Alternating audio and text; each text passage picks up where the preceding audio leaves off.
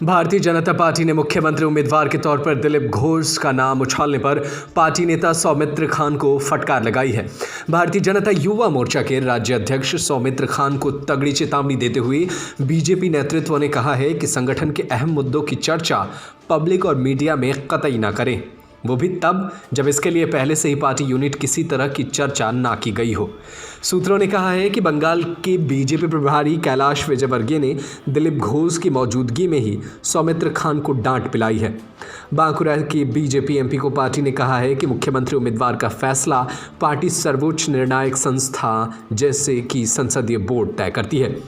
बता दें कि पिछले सप्ताह मिदनापुर में एक रैली में सौमित्र खान ने बीजेपी समर्थकों से कहा था कि दिलीप घोष वास्तविक नेता हैं। उन्होंने शादी नहीं की, वे बेहद कम उम्र से संघ के लिए काम कर रहे हैं। अब उन्हें राज्य में जिम्मेदारी दी गई थी तो बीजेपी कहीं नहीं थी। उन्होंने दार्जिलिंग से लेकर जंगल महल तक संघर्ष किया।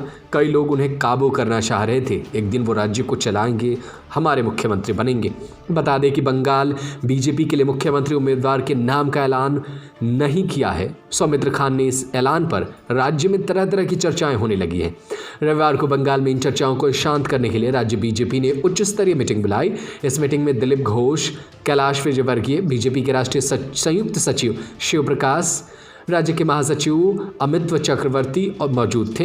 इन नेताओं के बीच सौमित्र खान समेत बीजेपी के सभी नेताओं को कहा गया कि वो अहम समय में बयानबाजी कर पार्टी के नेतृत्व की मुश्किलें न बढ़ाएं।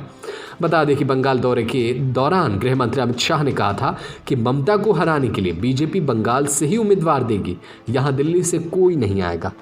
यानी बंगाल की सियासत में अब सबसे ज़रूरी और अहम कड़ी है कि मुख्यमंत्री को उम्मीदवार के तौर पर किसे सामने खड़ा किया जाए, क्योंकि बीजेपी में अभी ऐसा कोई भी चेहरा नहीं दिखाई दे रहा है जो ममता बनर्जी से सीधी टक्कर ले सके। अगर सीधी टक्कर कोई ले रहा है तो वो है दिल्ली से जेपी नड्डा, अमित शाह और प्रधानमंत्री मोदी।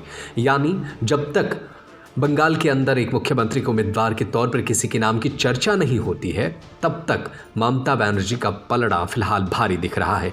ऐसे में अब नेताओं की इन बयानबाजियों से बीजेपी भले परेशान है, लेकिन इसका हल निकालना भी पड़ेगा। न्यूज़ रूम से नदीम अहमद की report. Subscribe to our YouTube channel and press the bell icon to get the latest updates.